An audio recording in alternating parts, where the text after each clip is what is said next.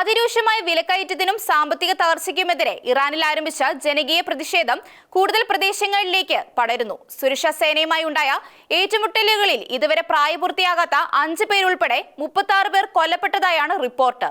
പ്രതിഷേധക്കാർക്ക് നേരെ വെടിയുതിർത്തതിനെ തുടർന്നാണ് 6 പേർ കൊല്ലപ്പെട്ടത്. സുരക്ഷാ സേന 1000-ലധികം ആളുകളെ അറസ്റ്റ് ചെയ്തതായും റിപ്പോർട്ടുകളുണ്ട്.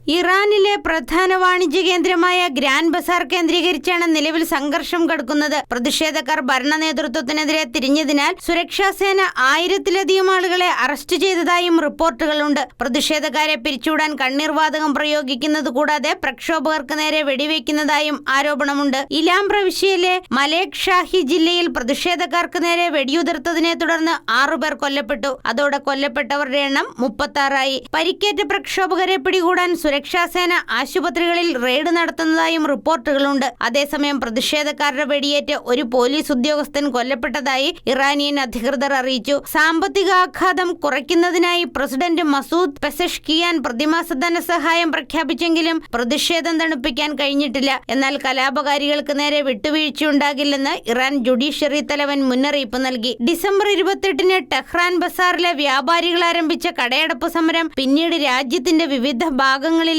പ്രത്യേകിച്ച് കുർദ്, ലോർ ന്യൂനപക്ഷങ്ങൾ വസിക്കുന്ന പടിഞ്ഞാറൻ ഇറാനിലേക്ക് വ്യാപിക്കുകയായിരുന്നു. ഇറാനിയൻ കറൻസിയായ റിയാലിന്റെ മൂല്യം റെക്കോർഡ് താഴ്ചയിലേക്ക് പതിച്ചതാണ് പുതിയ പ്രക്ഷോഭങ്ങൾക്ക് ആക്കം കൂട്ടിയത്. പിന്നാലെ സുരക്ഷാ സേനയുടെ അടിച്ചമർത്തലിനെതിരെയും പരമോന്നത നേതാവായ ആയത്തുള്ള അലി ഖമനേയിക്കെതിരെയും പ്രക്ഷോഭകർ രംഗത്തിറങ്ങി. ഇതാണ് അവസാന സന്ദേശം, ഭരണകൂടം തന്നെയാണ് ലക്ഷ്യമെന്ന മുദ്രാവാക്യങ്ങൾ മുഴക്കിയാണ് പ്രതിഷേധക്കാർ രംഗത്തിറങ്ങിയിരിക്കുന്നത്. ഇതിനു പുറമെ പുറത്താക്കപ്പെട്ട പഴയ രാജഭരണത്തെ അനുകൂലിച്ചും ഭരണകൂടത്തിന്റെ അടിച്ചമർത്തലിൽ നിന്ന് സ്വാതന്ത്ര്യം ആവശ്യപ്പെട്ടും മുദ്രാവാക്യങ്ങൾ മുഴക്കുന്നുണ്ട്. ഖമനേയിയെ പുറത്താക്കുമെന്ന മുന്നറിയിപ്പും പ്രക്ഷോഭകർ ഉയർത്തുന്നുണ്ട്. അതേസമയം പ്രക്ഷോഭങ്ങൾ അടിച്ചമർത്താൻ ഇറാഖിലെ ഷിയ സായുധ സംഘങ്ങൾ എത്തിയതായി റിപ്പോർട്ടുകളുണ്ട്. 800ഓളം ഇറാഖി മിലിഷ്യാംഗങ്ങളെ തീർത്ഥാടകരെന്ന വ്യാജേന ഇറാനിലേക്ക് എത്തിച്ചതായും അവർ അഹ്വാസിലെ സൈനിക താവളം കേന്ദ്രീകരിച്ച് പ്രവർത്തിക്കുന്നതായും വാർത്തകൾ പുറത്തുവന്നു. International desk, Shekinah news.